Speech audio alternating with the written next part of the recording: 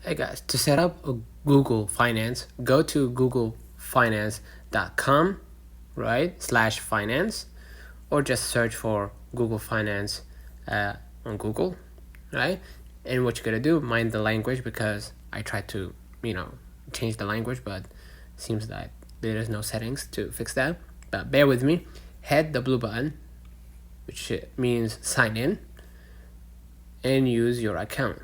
I'm inside Google Finance, right? Just skip steps and basically, ta-da. Let me know in the comments if this video helped you. Don't forget to like and subscribe, and basically you can then start adding investments by clicking add a new portfolio, and within you can add the new investment, right? Your investment, and entering details like ticker symbol, number of shares, and purchase date. Don't forget to like and subscribe. See you.